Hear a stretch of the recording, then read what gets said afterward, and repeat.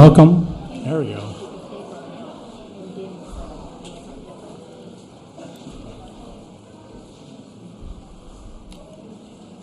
Welcome to the Iowa City Community School Board meeting on Tuesday, September 12th. My name is Chris Lynch. I call this meeting to order. I'd like to thank those in the audience and those on TV for taking an interest in our district business. Big crowd here tonight. It's great to see. I'd like to start tonight by introducing those at the table with me. To my right is Superintendent Steve Murley and Directors Lori Rotland, Phil Hemingway, Ryan Kersling, Paul Rosler, Chris Liebig, and Recording Secretary Chris Lynch.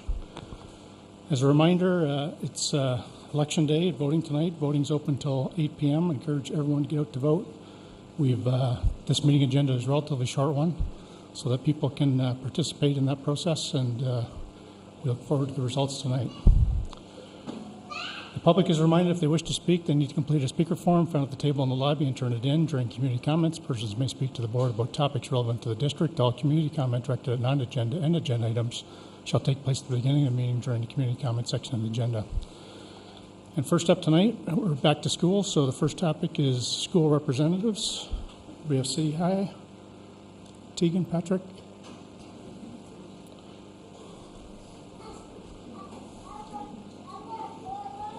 Good evening. Is the mic on? All right. Good evening, school board members. I am Tegan Rader, president of City High, alongside Vice President Patrick McMillan over here, to deliver our report on the school's activities. I am pleased to inform you that we have had an exciting first day assembly at City, where we established a new tradition of presidential addresses to the student body at the beginning of the year. By all accounts, it was a positive addition. Mr. Bacon would also like you to know that City High's ACT scores are up. They are at an average of 24.5. In contrast, the Iowa State average is at 21.9. So we're happy to see those grow, and we hope to continue that trend in the future.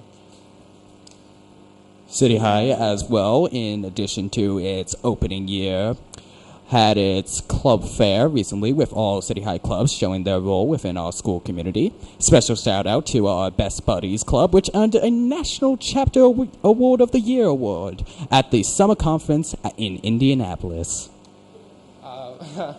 This is the first year that we are trying the Chromebooks out for City High. It's a newer system, but there's been minimal issues for lots of teachers and students. The feedback for that has mostly been positive. Lots of new opportunities that are being taken advantage of by both the students and teachers. And then there's also a couple of new courses that we're trying out. The AP Capstone program, AP Seminar, and AP Research. Those are all successful, and we're proud to be only one of 3 schools in Iowa to serve these courses. One other program that we're starting is the Hear My Voice program, which is geared toward getting minority students involved in the performing arts programs. All these things are looking good and have gotten off to a great start. On a personal note, I look forward to being an advocate for this year for the student body of City High. In this day and age, every community needs a good advocate, especially one that is relatively unrepresented at many levels, which is the youth and students of various communities. I look forward to being a great advocate and working with all of you to address any concerns of the student body. Thank you. Thanks, Tegan. Thanks, Patrick. West High, Zena.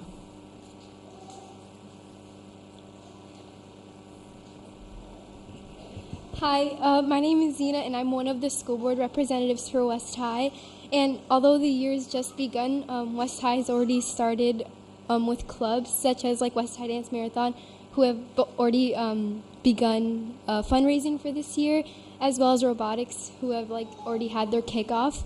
And we have some new organizations such as Girl Up, which is actually an international organization that was founded for women and girls in third world countries to help them get access to easier education and funding and documentation for jobs and stuff.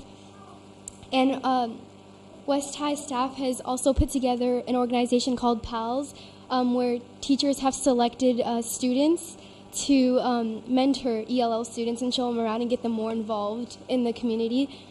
And for academics, West High students, there's 24 students selected for national merit semifinalists, and our ACT average was at 25, which is above the 21.9 state average.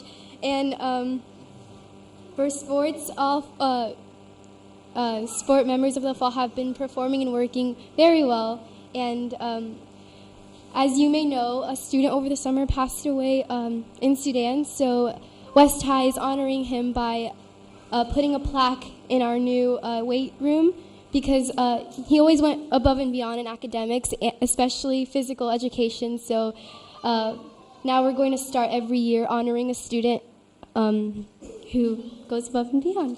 So yeah, thank you. Sounds great. Thanks. Also, Chromebooks, big success. Thank you. Thanks, Zena. Tate High, Savannah.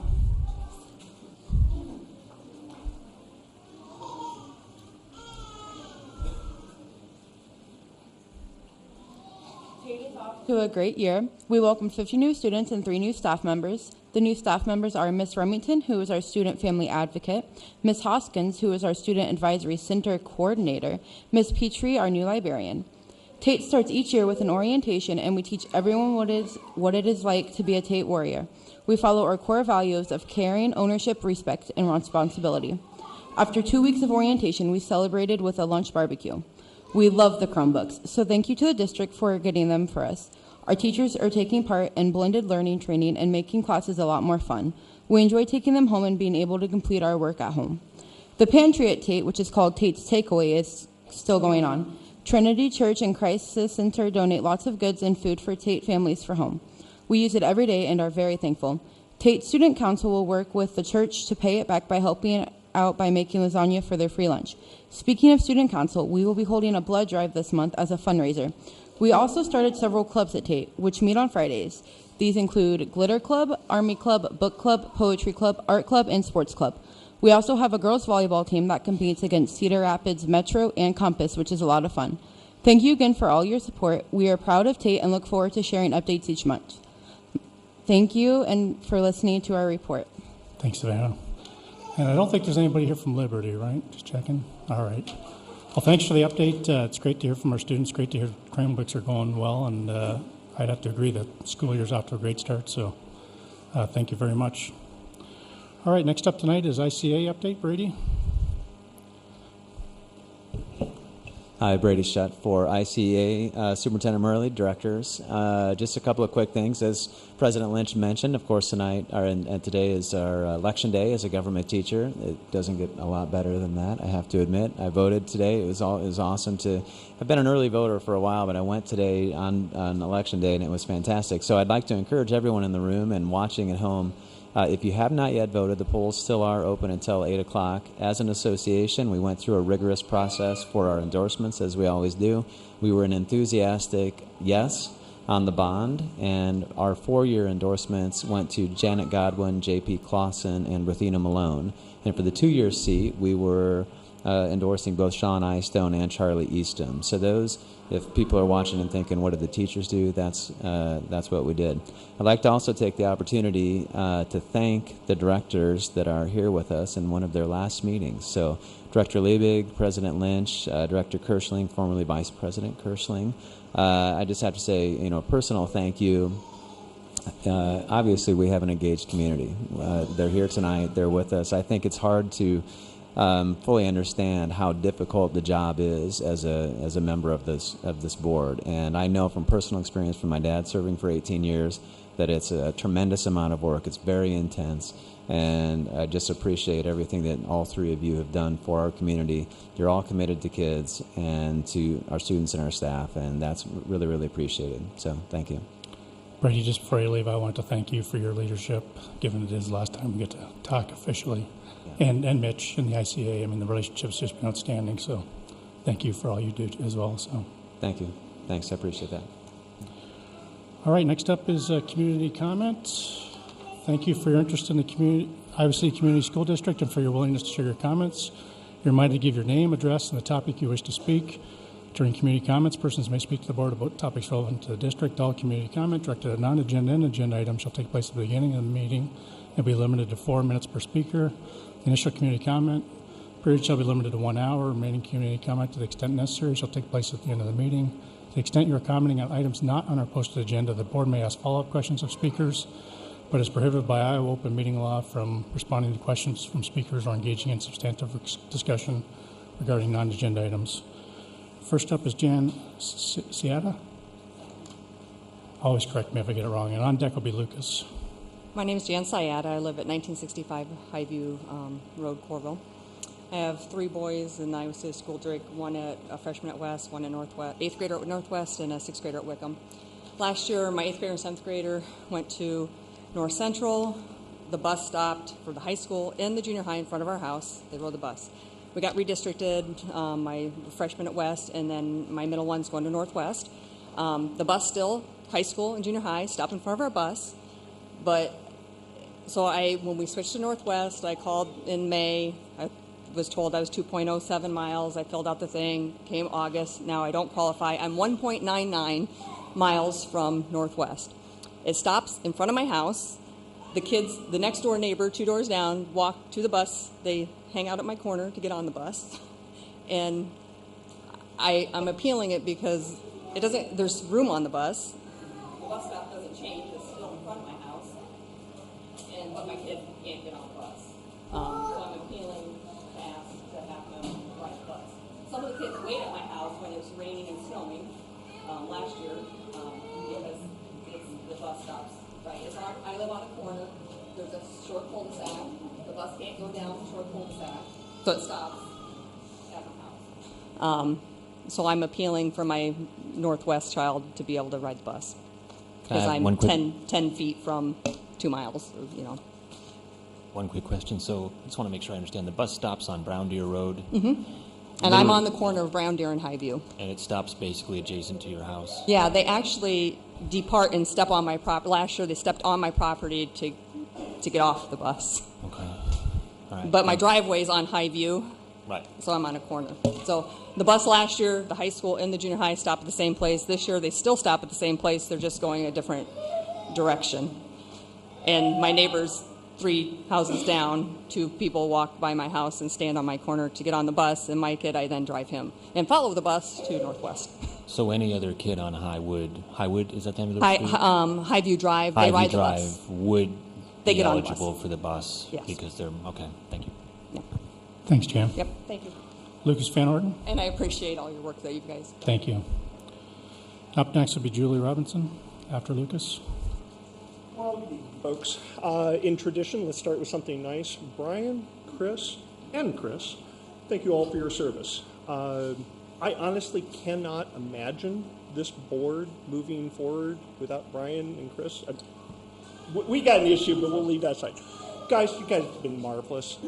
Chris, specifically, your leadership of this board, when I realized you'd only run 1 term, I had to stop and go, oh my God, I can't imagine. It's been a wonderful thing.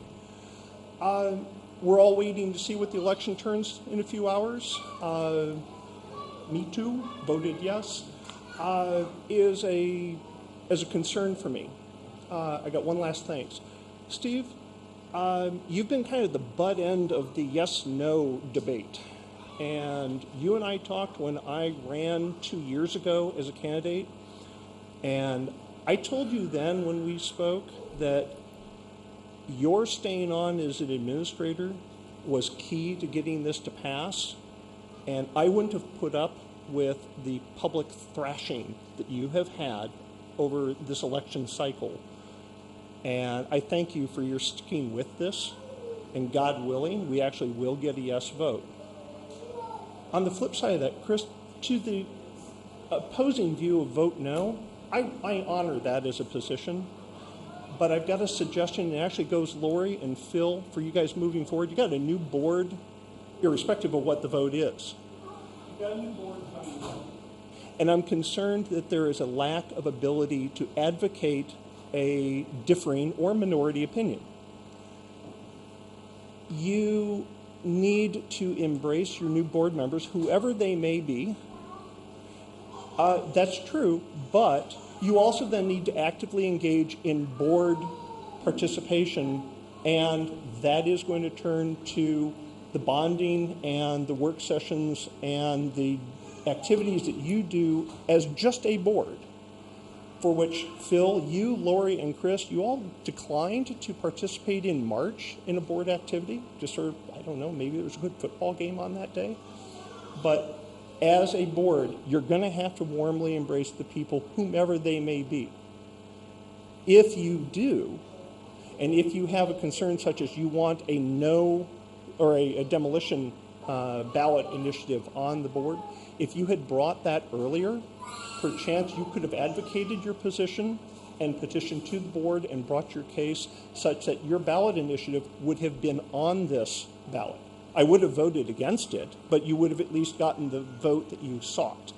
So an effective approach to working as a cohesive board, whomever fills the 3 seats, is really going to be key. So I'm going to ask you to go into this next 2-year period of your 4-year term with a different approach. And that's going to be one of sitting down and working. You talk about transparency. We talk about a retaliatory culture. You really, really need to set aside as a new board this, I'm going to blog at night, or I'm going to refuse to vote on, for example, the man 2 weeks ago because you don't have enough input. Here's my input. I went to Julie and said, Julie, I couldn't believe that you as a school principal weren't taken with sufficient credibility to say, I talk to lots of parents and they tell me this is a good thing. You're my duly elected representative, represent and vote. I don't need to have a group of people show up or blog to let you make a decision. There you go. Thank you very much. To you, gentlemen, appreciate it. Thanks, Lucas. Julie, and up next will be Michelle Woodward.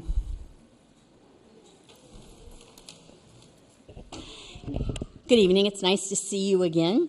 I, too, want to thank all the board for the time and effort you put in on behalf of the district. I know it's a thankless job, and I especially want to thank the 3 of you that are finishing your term now for all you've done for the students and teachers of Iowa City. The last time I was here, we talked extensively about the architect's proposed plans for the addition and renovation at Mann. And I think I expressed how I felt about it, and I tried to express the feedback I had heard from community members as their representative.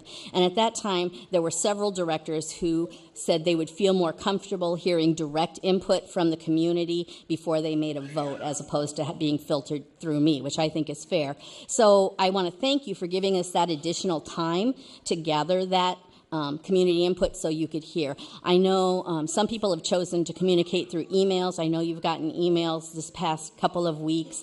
I wanted to let you know we also gave people the opportunity to submit letters of support for the architect's design, and we have 301 letters that I can give you.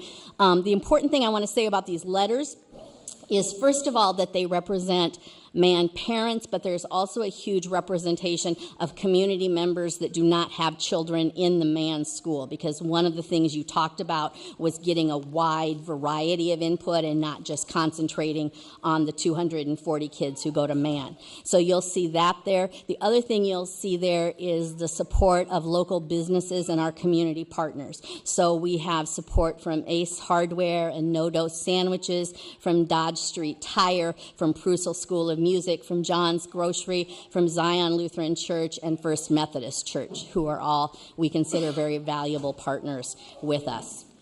There were a lot of people who wanted to come and speak to you in person, and I just want to say thank you to parents who brought little kids, because it's been a while since I've had little kids, but it really takes a lot to figure out how to get everybody to supper and someplace else and try and keep everybody entertained and get them home at a reasonable hour. So I'm very proud of our Mann families who did that.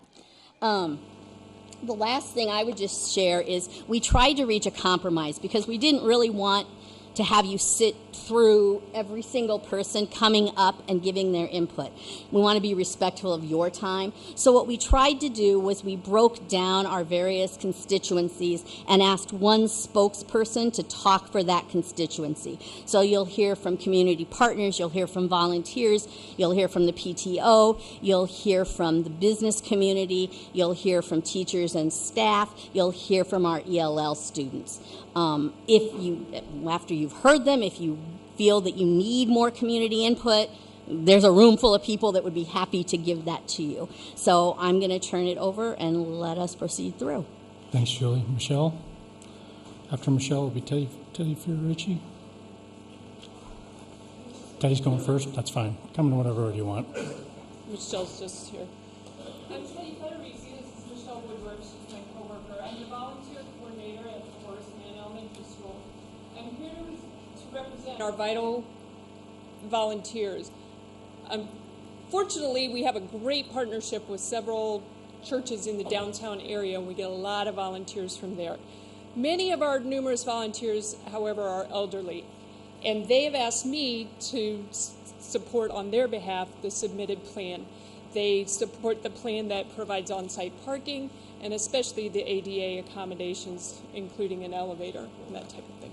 So, thank you. Thanks, Teddy. Thanks, Michelle. Mark Prius. On deck will be Doug Albrahaski. I'm Mark Priest, Senior Pastor at Zion Lutheran Church, 310 North Johnson.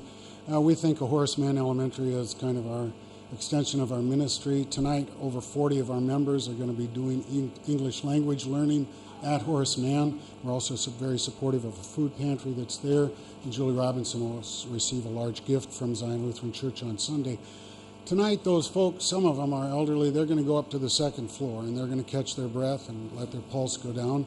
And then they're going to make it to the third floor library, where they're going to be able to meet with parents and students, and they're going to be able to do this English language learning that's so significant.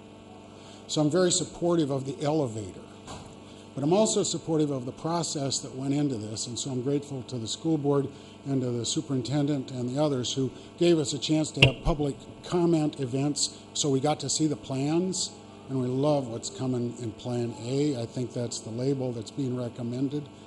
It features also some off-street parking for faculty, which is very significant. It also shows a partnership with the city in terms of the North Market Park and the playground. We're very grateful for that thoughtfulness.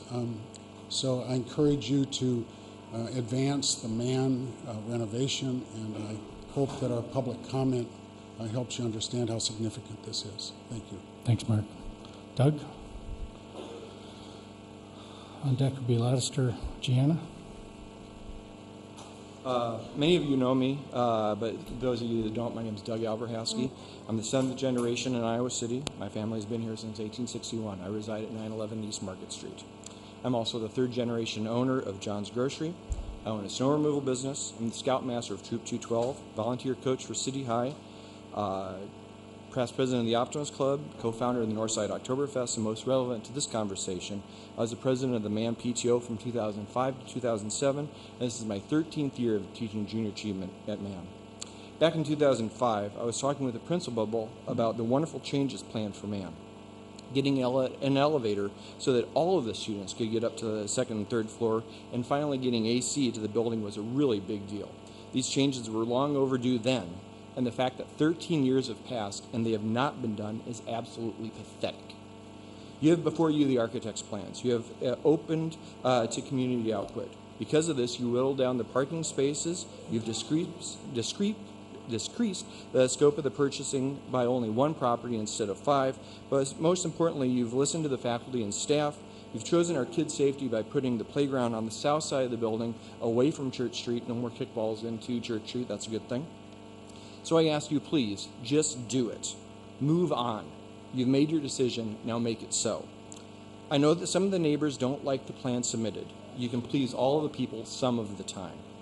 Some of these people think that just because you live in the neighborhood makes you an expert on schools. It doesn't. Just because you scream the loudest doesn't make you right. You've heard about the people calling the police about the noise over at Kennick. It's the same thing here. If you don't like the traffic, if you don't like all the cars, you probably shouldn't live next to the school. Now, I moved to the edge of Goosetown 29 years ago. I live in the neighborhood. I've restored a number of different properties that were built in the 19th century. I've seen how the current building boom downtown has made it no longer profitable to have some standard housing in the north side. We've seen a lot of families moving in, and it's a wonderful thing. With the renovations that are proposed to man, we have an amazing opportunity ahead of us to turn our 100-year-old elementary school into something that will serve not only the north side, but the east side of Iowa City for generations to come. I've seen the plans have drawn, and they really make tremendous use of the small campus. Over the years at Johns, I've done the same, so I congratulate those that came up with these plans.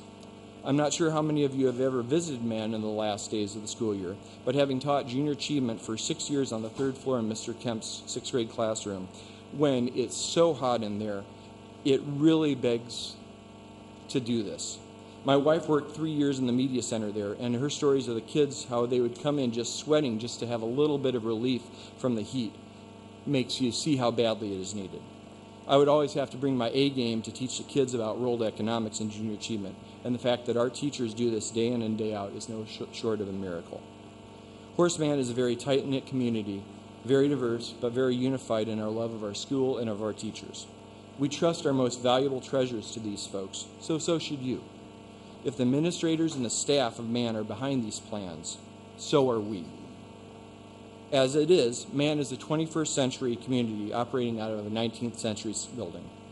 Let's take this opportunity to at least get it caught up to the rest of our district.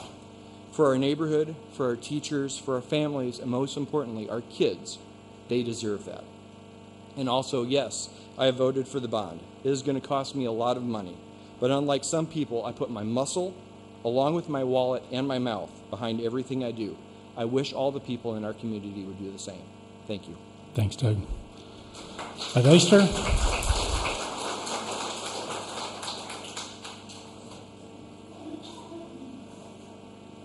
Be Narciso Angel.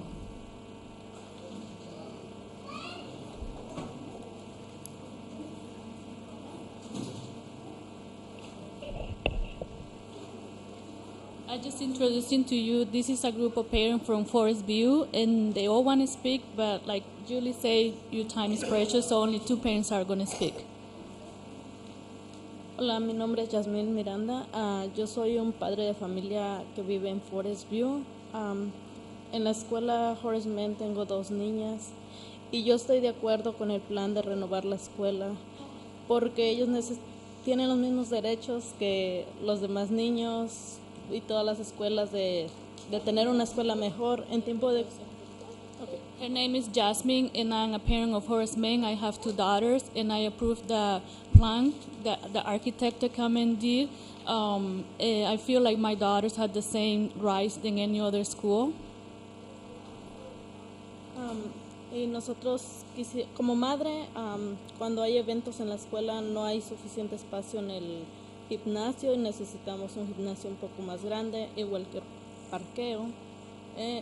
Y el aire acondicionado que les hace falta mucho. And she said that one point that I would like to see Mann to be renovated is the gymnasium. When we have the music festival or when the children sing, some parent has to be outside and other inside, some leave and some come. So we asking you to renovate our gymnasium that we can all fit, and I can see my daughters at the same time, not leaving and then come back.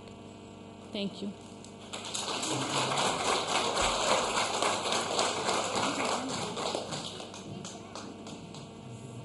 Thank you all.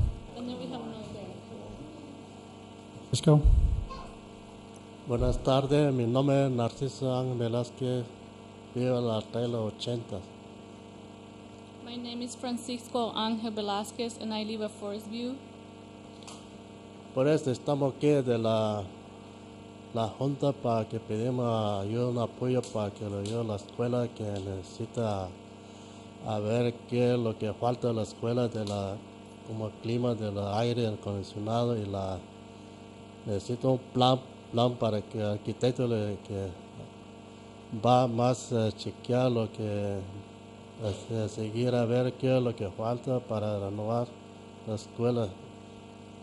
And I'm the parent of a kindergarten, and as well, I'm asking you to he approved the plan that the architect came and did. My daughter suffered a lot with the heat, so he would like to see air conditioner in the school. Es de la escuela para los niños que apenas están más y vienen más los niños y lo hace falta más de las escuelas más grandes y luego falta chequear la escuela para como los niños está arriba de las altas como es peligro para que los niños que no va conforme y los niños se atraviesa y es lo que pedimos que la apoyo.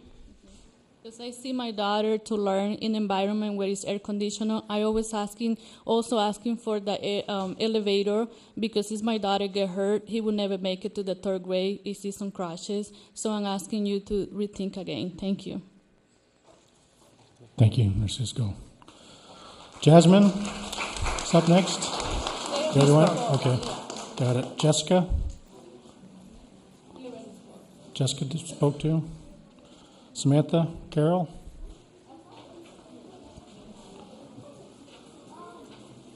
Samantha's next, and then Amanda Carey will be on deck.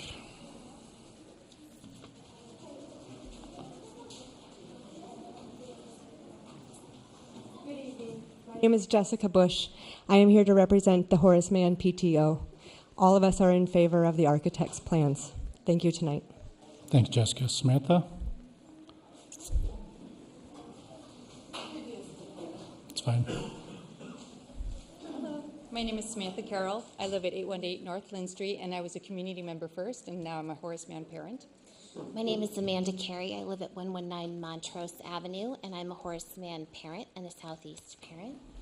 And we are here to offer our support for the long process of community input that led to building a facility master plan that benefits all our kids in all of our schools. And most currently, the submitted architectural plan developed by BCDM Architects for the renovation, the historical renovation of Horace Mann Elementary School, and we're looking forward to seeing history made tonight. Very good. Thank you. Thank you. Thanks, Samantha and Amanda. Linda Preibel. Then on deck will be Carla Brendler.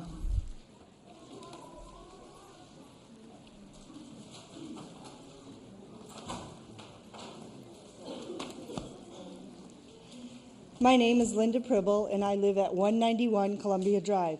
I am the building secretary. I have worked at Horace Mann for 18 years. I have worked in different capacities as a para and then secretary. We are all in favor of the BCDM Architects Renovation Plan. Today we were a polling place. Since we have no community room, we had lunch as well as PE classes outside. We are thankful it was a nice day. Just as I was leaving, a poll worker asked to have the air conditioner turned on in the gym. My response was, I am so sorry, we don't have air conditioning in most of our buildings. Every day I see kind, caring, compassionate, amazing things our staff does for students and families, despite the environment we are asked to work in. With this renovation plan, our teachers will have a facility that matches their level of excellence. Thank you. Thanks, Linda. Is there Carla or Sherry up? Okay. No, I'm going to take it off because it's too. My name is Carla Brendler. I'm a teacher at Horace Mann Elementary, and I'm here to speak for all the teachers there, where our school-wide motto is work hard, play fair, be nice. We support the submitted architectural plans developed by BCDM Architects for the renovation to Mann. The BCDM plans will allow our kids to work even harder with less distractions due to the improved traffic flow in the hallways. Our kids will have more opportunities to play fair due to the redesigned playgrounds, which are larger, attached to the park, and provide separate play areas for younger and older kids. Lastly, we think it would be nice to have a building that's worthy of the great students at Mann. Thank you.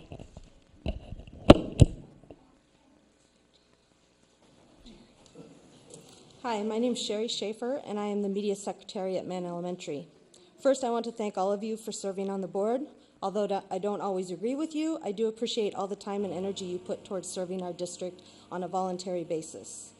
I am here to say that we as a staff support the BCDM Architect's plan for Mann's renovation. Against her request, I also want to say that as a staff, we were shocked during last board meeting. Our principal was asked by one of the board members to understand that he could not accept her view as an administrator about the feedback she had received. We feel that was extremely insulting to a well-respected principal and administrator in our district. She is our leader at Mann, and we all know her word can be accepted without question, and hopefully after the numerous emails you have received the last few weeks and the turnout tonight, everyone can now accept Julie's view about feedback she receives. All right, thanks, Linda. Sherry, did we miss anybody? Did everybody who put a slip in got to speak? All right, thanks for everybody's participation. With that, next item on the agenda is the business consent agenda.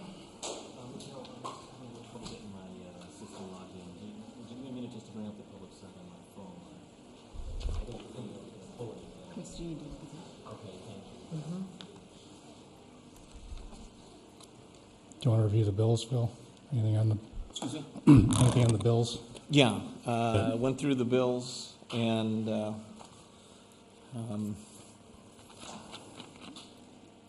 everything was in order. One thing of note, and this is just, we had $6,800 for the sound system in the Liberty Weight Room, and I remember in my senior year, our school didn't have weight equipment, and we did a hog roast fundraiser where 3 farmers donated hogs. My father was one of them, and raised $4,000 so we could buy equipment. So it just kind of shows the proliferation of that, but I found nothing out of line. I also reviewed the bills and was able to get answers from Leslie and Craig to my questions. Thank you. All right, entertain a motion. I do have just a point of clarification. I don't need to pull it for my own needs, but on the number 6 item, the motion that is the recommended action is the wrong company. It says motion to approve Windstream is the recommended action, but you want us to approve the other one, right? That is correct. It should read ICN. Sorry about that. So That's I my don't know fault. if before we approve the consent agenda, if we need to just amend that and then we can approve it all together, or should we do that one separate too? Should probably pull it and amend it. It's fine. Move that we approve the consent agenda, including item 6, to say motion to approve ICN, a contract for Hills Network Access. Second. All right, further discussion. Kim, ready to vote?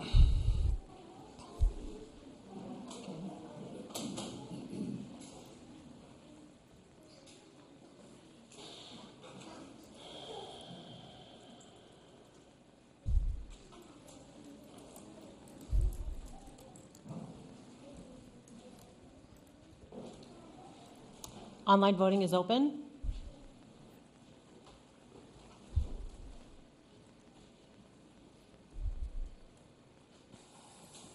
All votes have been cast and the motion carries with all directors voting in favor. Thanks, Kim. Next item on the agenda is the transportation appeal.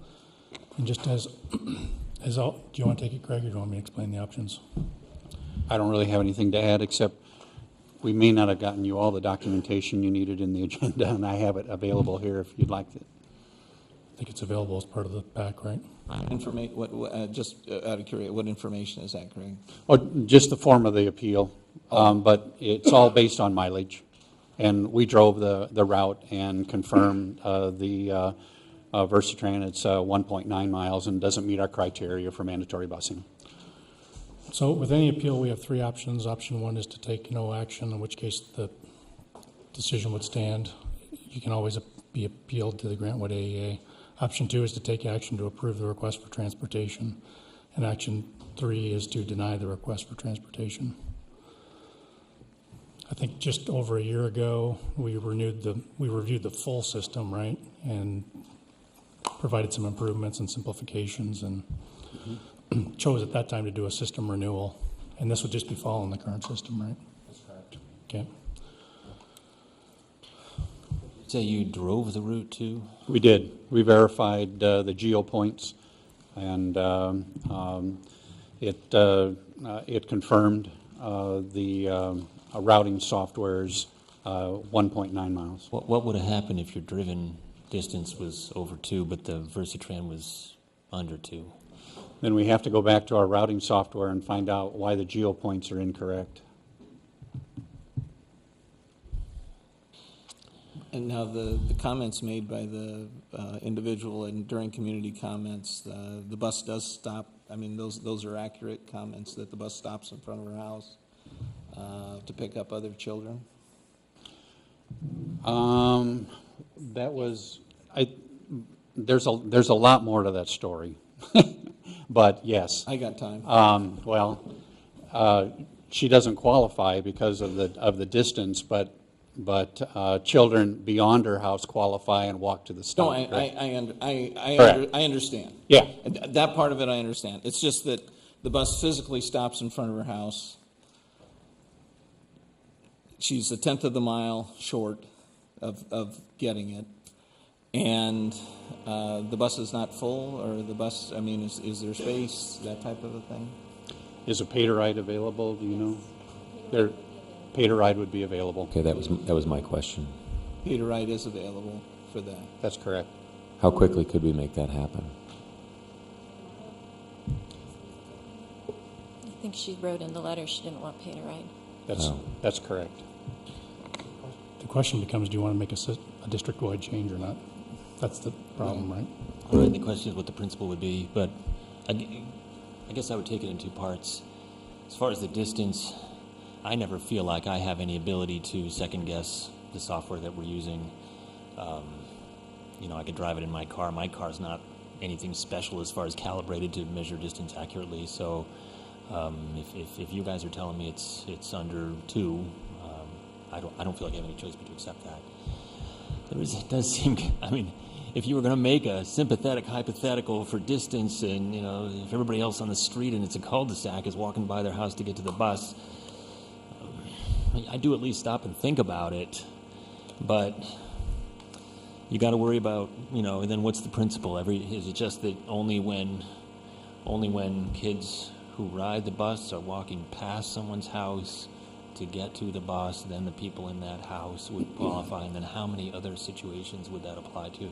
Because I'm sure that even though we probably don't have a situation where everybody else on the street gets the bus, we probably do have situations where the far half of the street gets the bus, and the people at the close half don't get the bus. And then what are we going to do in a situation like that? So everybody on the street gets the bus? If the bus stops at the corner instead of going down the street. But if it goes down the street, then they don't. So, I mean, I can understand it's hard to figure out how that would apply consistently. As somebody who actually lives on one of those cul-de-sacs, just speaking from personal experience, one child qualifies for busing to the high school by one house. And the other one, I do pay to ride to get to the elementary school. And the bus stops, do they walk past the house of the person who is not qualified to get to the bus? The people at the end of the road would not qualify. They're coming all the way to the corner to get the bus? So it's a similar situation. It's a similar situation. It's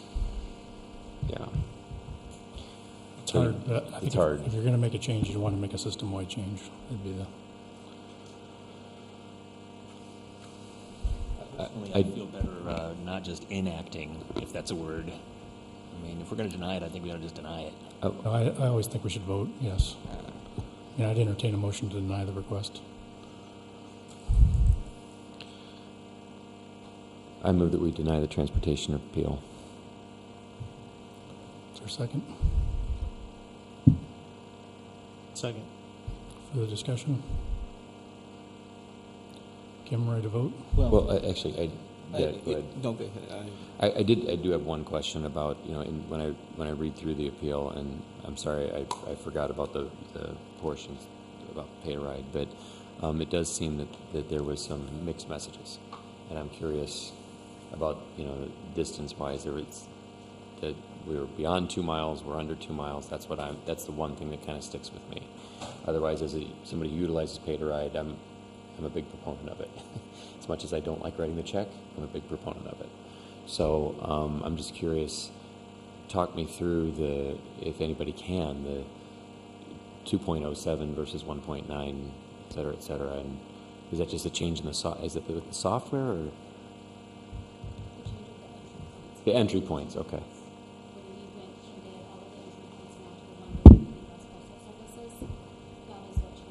I see. Okay, thank you, Esme. And my only question is that if we take no action, leaves them the option to appeal to Grantwood AEA. No, on both options you can appeal. Either way. Oh, they do, if we deny it as well? Yep. Yeah, okay. Yeah, I don't know. It just seems to me that it would, when you have, it seems frustrating. You just can't allow people on a bus that's already stopping right in front of their house. I just want to say that I'm in a similar situation as Brian, and where I live in my house, we live anywhere from 1.9 to 2.3 miles away from the junior high, but also don't qualify for it, even though the bus does stop kind of on a corner by us. So, I mean, I understand your frustration, but I'm going to vote no just because I think it would be wrong to change it with one person's vote without changing the policy.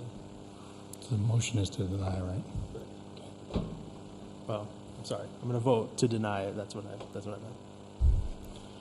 Yeah, I mean, I probably am too. I'm sorry. I don't blame you at all for bringing this one, but it's hard to. There's always somebody just on the other side of the line. Yeah. Well, ultimately, this comes down to funding, right? So we'd love to bus everybody who wants to bus if we had right funding, but and again, it's a system-wide system. So if you want to propose a new system to the new board and you want to just decide how to administrate it, I think that's what I'd be looking for, recommend something. Further discussion? Kim, ready to vote? Is open. Motion is to deny. So yes would be to deny and no would be to not deny.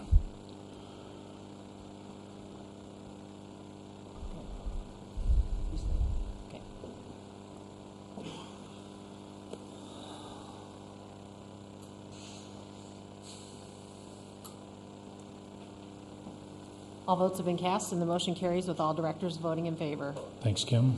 Next item is the Grantwood AEA Director number 1. And I'm just going to suggest that we entertain a motion to vote for Marilyn Wirtz, who's the only candidate. I move that we vote for Marilyn Wirtz, Director, District number 1. Further discussion?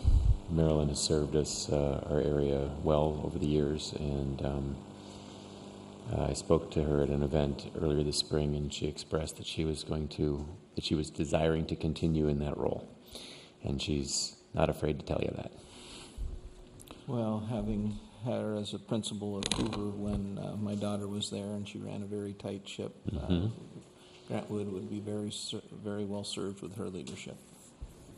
I will concur with Phil, and I also had her as a 5th grade teacher, so I know that she can run a tight ship as well. Further discussion? Kim, ready to vote? Can I ask who the second was? It came quick. Chris? Okay.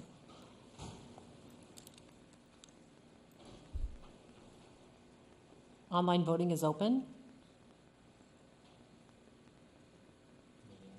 Okay.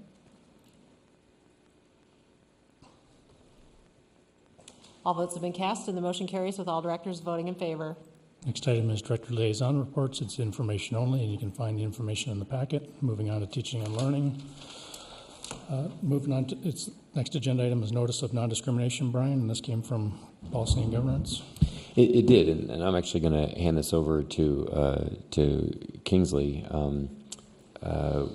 We looked at 104.1, 104.2, and 105 in policy and governance last week. I believe these were brought forward from a kind of a routine desk audit, if I remember correctly. And there were definitely some updates that needed to be made. Kingsley, do you mind giving a little bit of background on, like you did at P&G last week? Yeah. Well, basically, as you were talking about before, it's a desk audit that was done by the state, and some changes within the requirement for notice of non-discrimination. What we had prior to was the anti-bullying, anti-harassment, anti-discrimination all in the same form. When I talked with Buffy Campbell, who we have a great relationship with, and working with the district to make sure that we're where we need to be from a federal, state, and local standpoint, we talked about the need to separate those documents to ensure that the grievance procedure was clear for an anti-discrimination standpoint. And so we've since separated those documents from an admin guideline standpoint. But when talking to Buffy again, she wanted to ensure that we had the board approval just as another public check to make sure that we're doing everything in accordance with the law. And so we brought it to your attention to ensure that you're going to reaffirming the admin guidelines we have in place. And then also, it also is a great opportunity to provide public knowledge. I know some of you, Director Rotling, I think Director Kirschling, have kids in the district. I think some others as well. And so you received my email regards to the notice of non-discrimination. And so it's in accordance with that. And you'll see another newspaper article about that as well, just because I want to make sure that our public is aware of our policies. The one question I had when I was looking at the old 104 and the new 104.1, right under annual notice of non-discrimination policy statement, it has that the Iowa City Community School District offers career and technical programming in the following areas of study. And I'm glad that it's there, but to me it just kind of, was kind of curious why it's placed in that position. It's totally a great question. I have the same question of the state as well. They have just required that we have it on there. Some of the funding comes through CTE funding, as we're talking about, from the federal government where it applies to non-discrimination. And so that's why it is in that statement. And so we talked about it. I've talked about it a couple of times with Buffy Campbell, and I've also talked with other districts, and it's the same across the board. So this is a new requirement. So in the old 101, it wasn't Correct. needed to be there, but now it does. Correct. And if in the future we were to add vocational ag, would that fall under industrial education, or would we have to add a new category? Or I'm not sure about that. I'd have to double check. I mean, for me, it's just a requirement based on the funding that it's coming from. I can double check with Buffy about that and get back to you, or Ms. Campbell about that and get back to you. Yeah, ag education will fall under career and technical education, so it's under that umbrella. It's a big all-inclusive. I had a few questions. I thought it might be helpful. I'm looking, I guess, at 104.2, but this might apply to some of the others also.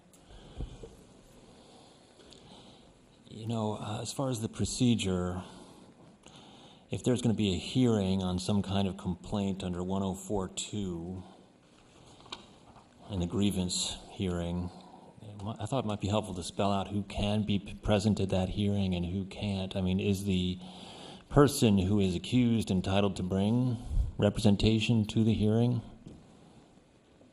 Yes. I mean, anybody's has the right to bring representation to the hearing. It doesn't say that anywhere in there, though, does it? It doesn't deny it either. I might be a little more comfortable if it said that in there. And I heard a story, and you hear stories, and I never know, right? But I heard a story that there was one hearing, I don't know if it was bullying or expulsion or whatever, in which the district had a police officer there. And the person was told that if they weren't going to cooperate, the police officer would arrest the student. That seems problematic to me also, so I wonder if there should be some kind of limit on who can be present. I mean, there's FERPA implications, I would assume, to all of this stuff, right? Yeah, I'm not aware of that situation. I mean, I'm willing to investigate if you have more information, but that would be out of bounds as far as our policy is concerned, regardless. And so, I mean, I'm up to your will and discretion as far as changing it, but that wouldn't be something that is required currently or would be allowed currently. Mm-hmm. There's a line that says the decision of the superintendent shall be final. And I thought, well, that is creating kind of an inconsistency with Appendix 6. Everything else that happens can be appealed to the board under Appendix 6. Are we doing that intentionally, why this would not be appealed to the board?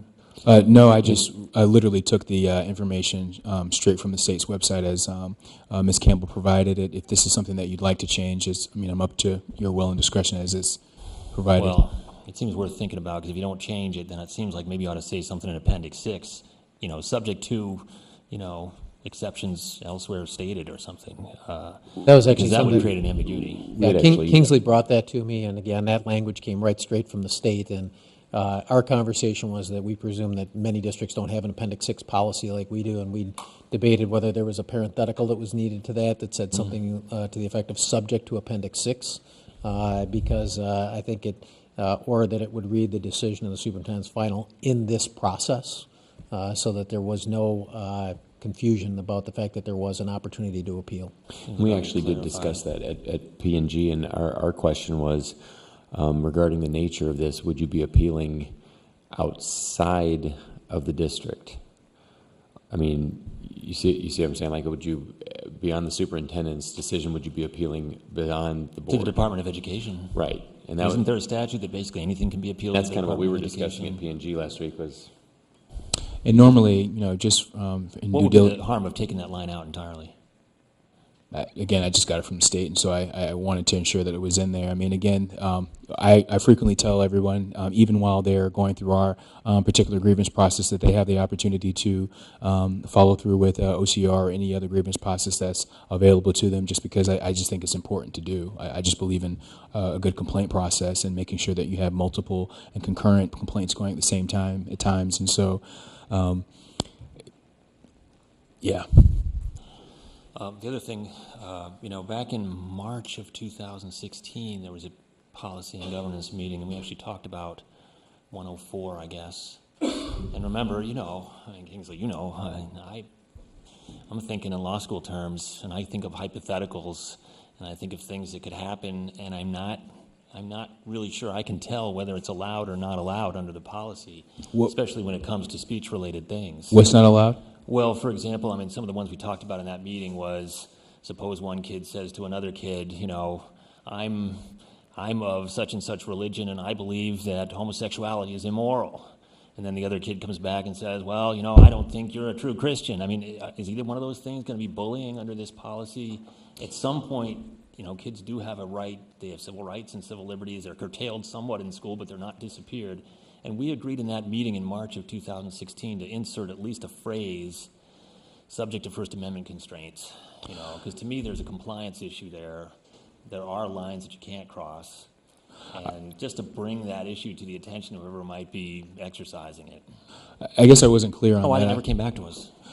Yeah, I guess I wasn't clear on that. I thought that since it didn't seem like we had board approval across the board, that we were going to add that particular point. We're bound by First Amendment considerations, and so I could give you a quick example that happened in one of our schools where a particular First Amendment issue came up, and I opened up the Green Law book and looked through at the Tinker a guidance and balance, or the requirement or test that's there, and we based our judgment based on kind of the information that's in that case law, and so that doesn't come up on a regular basis, but I think all of our principals and myself are aware of the kind of First Amendment implications, and it's important. It trumps. To that extent, we could put every quote unquote violation within a policy from that standpoint. But to do that, I'm not sure that a student or a parent who is on the other end of it, is really aware of that. So I'd be in favor of clear. My impression when I came out of that meeting was that we had approved that. It was going to come back to the board for approval, but it never came back. I'd have to double check. Again, I thought at the time you were having a conversation about it, but I didn't necessarily know that the full board wanted to do it at the time, and so I can double check. And if there's an error, I apologize, and I can get that back to you. Is there a motion to be made here?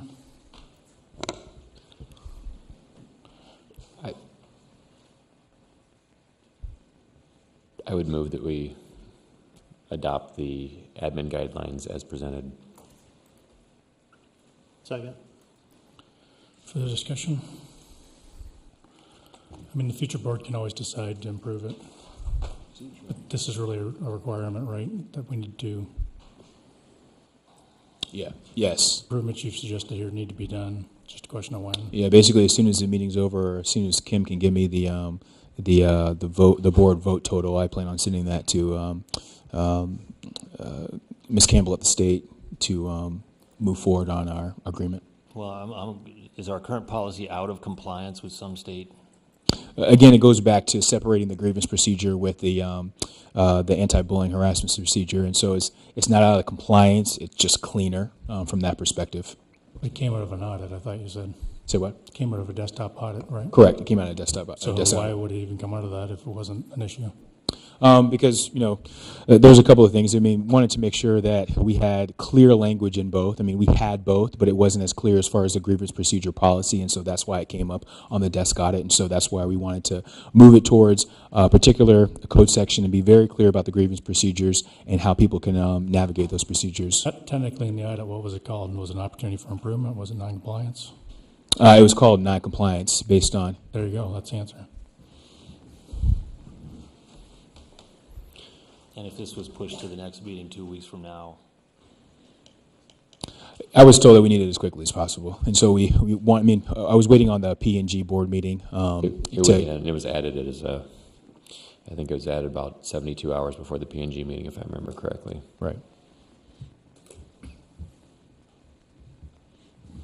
All right. Further discussion. Kim, ready to vote?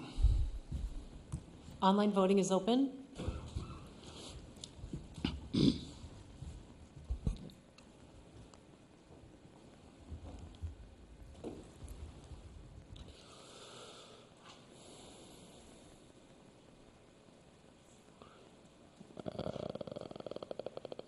Maybe. There we go. Sorry about that, Kim. That's all right. All votes have been cast, and the motion carries with directors Rotland, Kirschling, Lynch, and Ressler voting yea, and directors Liebig and Hemingway voting nay. Thanks, Kim. Next item is Appendix 9. Dwayne? Thank you.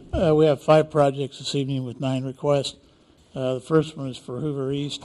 We have a change request, actually 2 of them, 8 and 9, that total $532.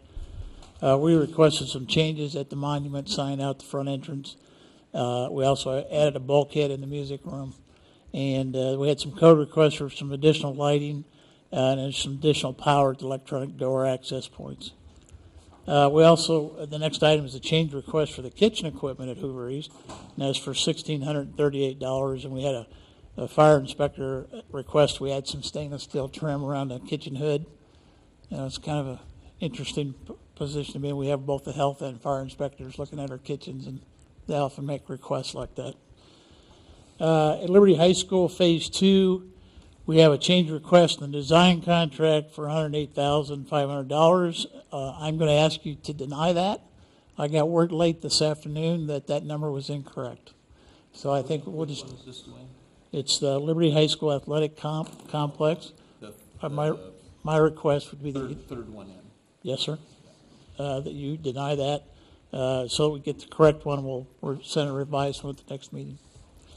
Then at Liberty High School, Phase 1, Step 9 is a substantial completion for the casework. That's all the cabinets and that type of thing. A lot of the woodwork that you saw in the library and things like that.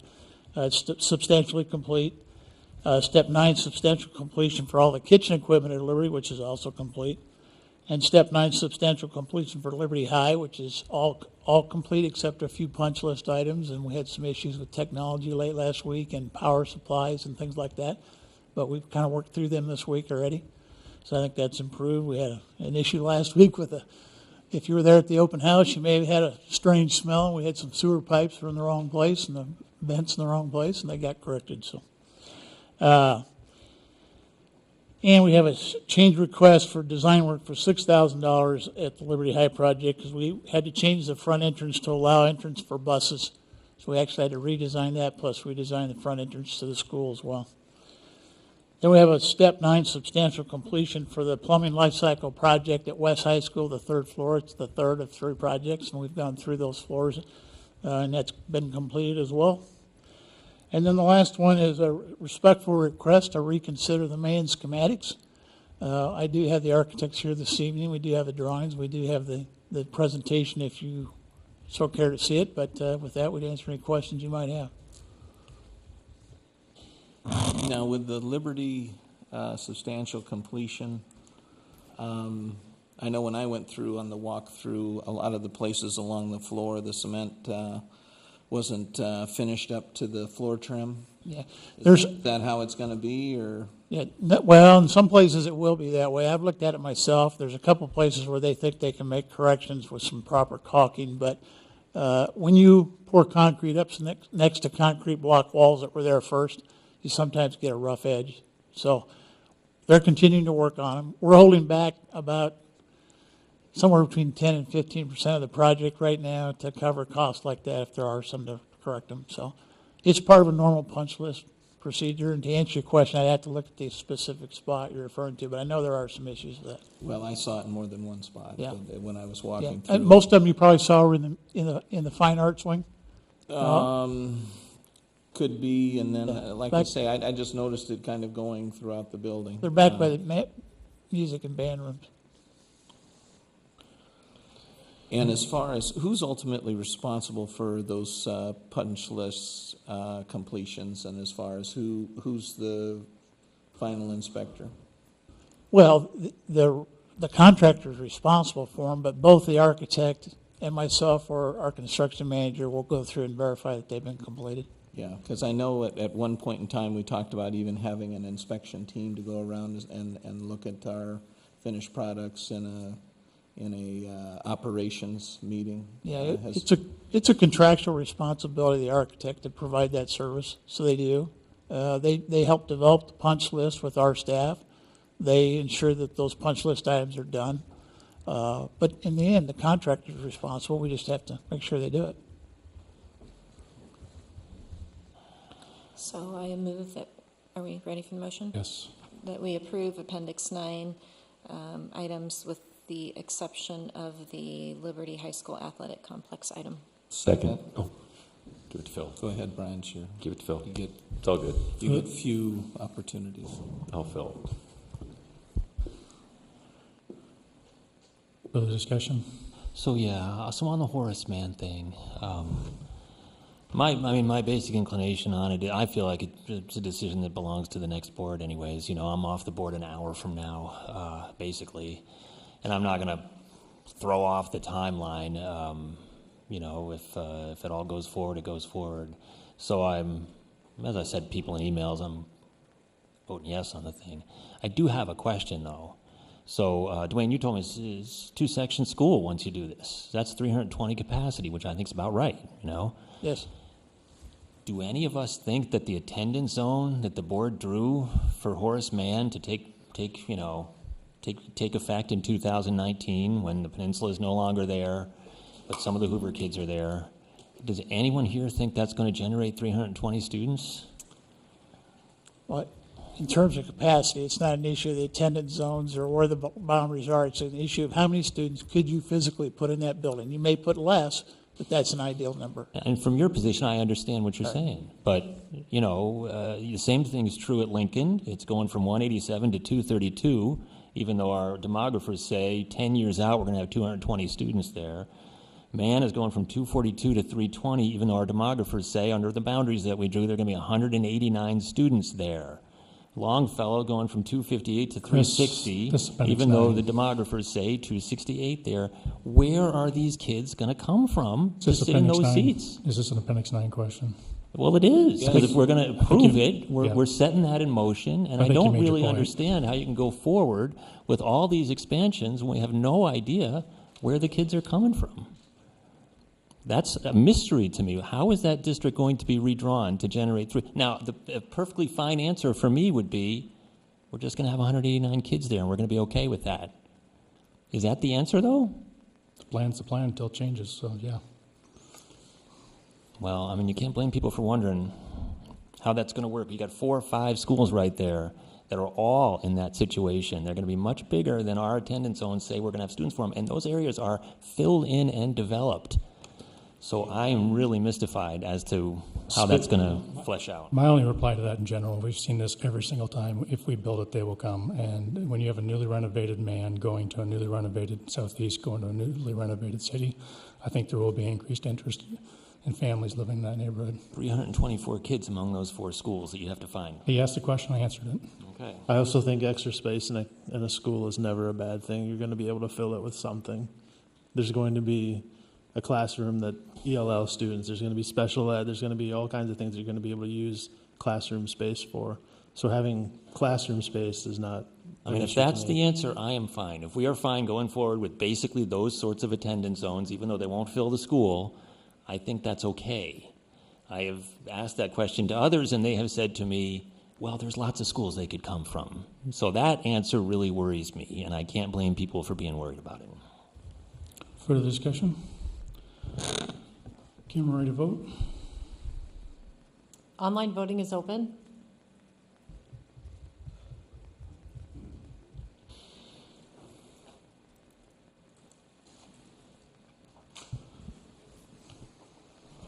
All votes have been cast, and the motion carries with all directors voting in favor. All right, agenda setting the 26th. Again, the 26th is the organizational meeting. We'll seat the new board, so it's a pretty standard agenda. We retire the new board near the beginning, then we have the organizational meeting.